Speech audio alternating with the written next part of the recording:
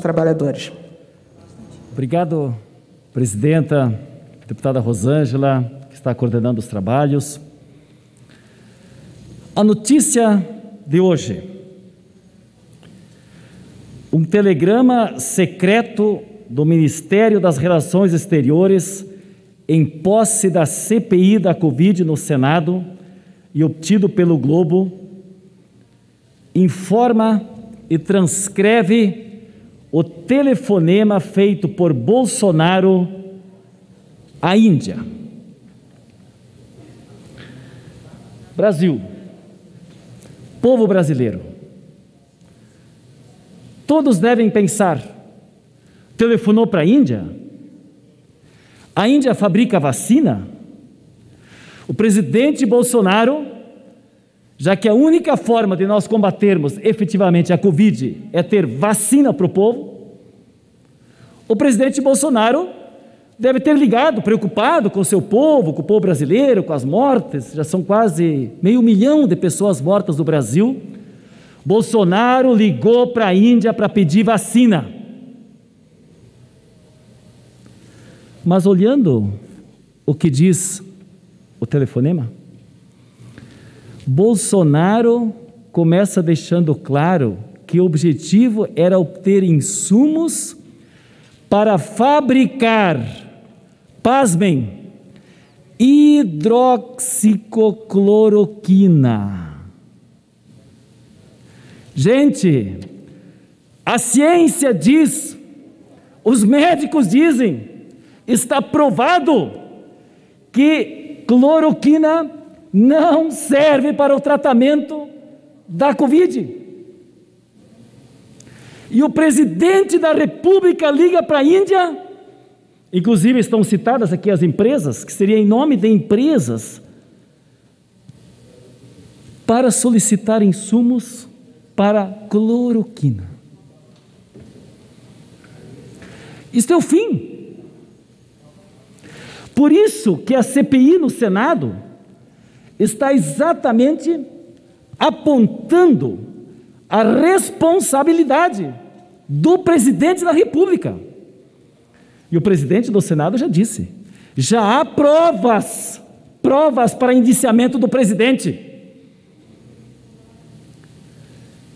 Genocida, mortes, nós queremos vidas. Mas eu trago aqui, senhores, um outro tema fundamental, que é um estudo realizado pela Universidade, pela Faculdade de Saúde de São Paulo, CEPIDISA, que é o mapeamento e análise das normas jurídicas de resposta à Covid no Brasil, do Centro de Estudos e Pesquisa da Universidade de São Paulo.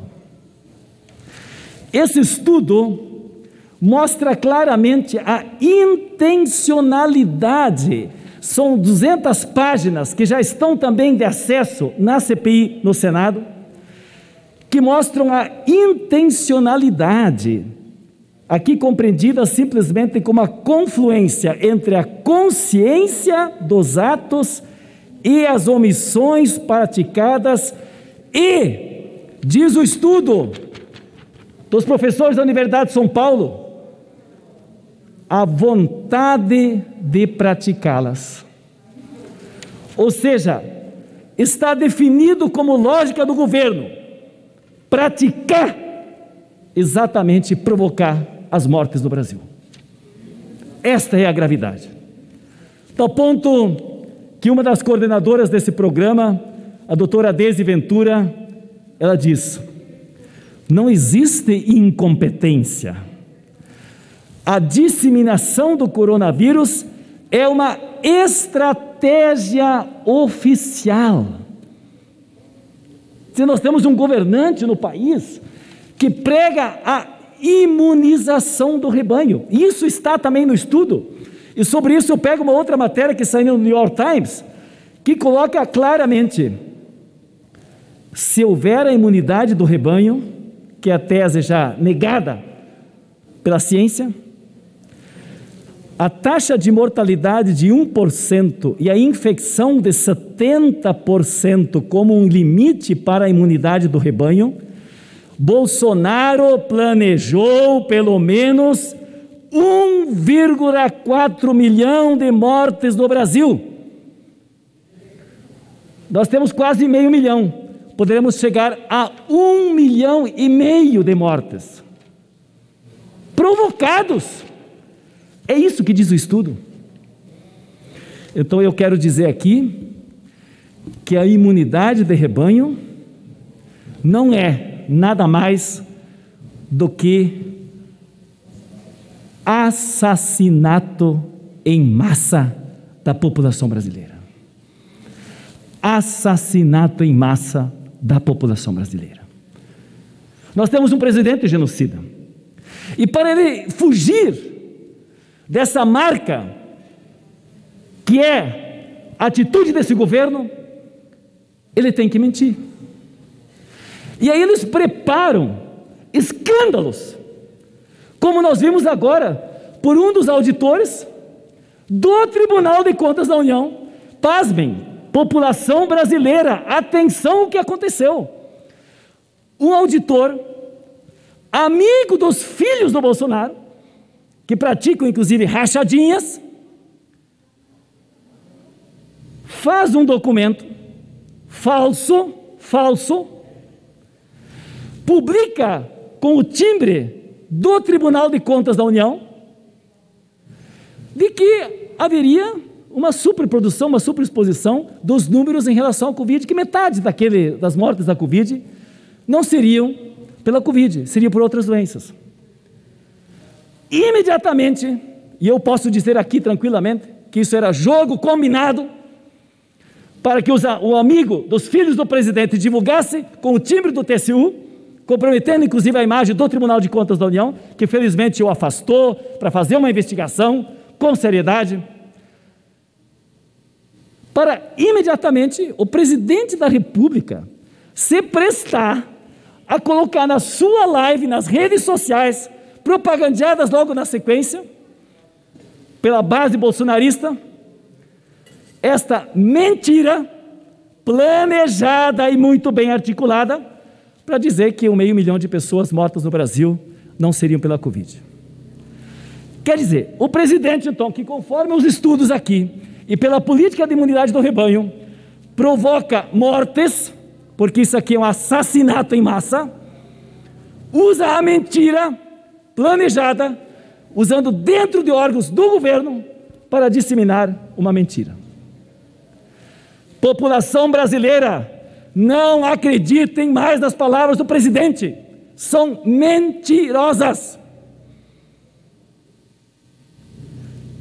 Assim como a morte pela Covid, as últimas notícias dão conta também que tem a morte pela economia.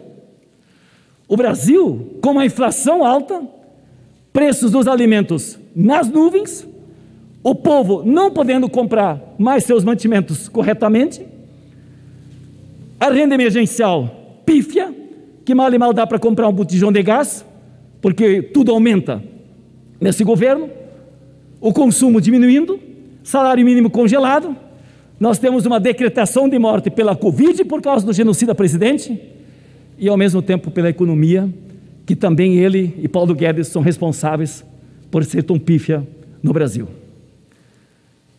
Então nos resta, neste momento, dizer que não basta prorrogar por 2 meses esse valor pífio de R$150, que dá R$5 por dia.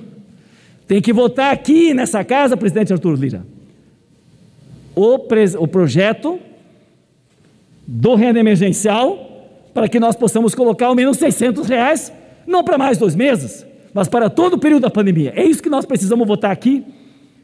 E nós também precisamos, assim como tem uma investigação séria, e eu quero parabenizar a CPI do Senado, que está fazendo apurações e tem esses estudos e está mostrando à sociedade brasileira a culpabilidade e o genocídio que está infelizmente sendo feito nesse momento no Brasil por culpa do presidente Bolsonaro. Esta casa precisa andar o processo do impeachment. os 121 pedidos que já existem nessa casa, porque crimes é que não faltam. Precisa andar. Esse é o pedido da sociedade brasileira. Abra-se o processo. Obrigada, deputado Bongás. Cedo a palavra à nossa querida presidente da Comissão de Educação, deputada professora Dorinha. Senhora presidente, deputada Rosângela Gomes, eu, na verdade, quero fazer... a minha fala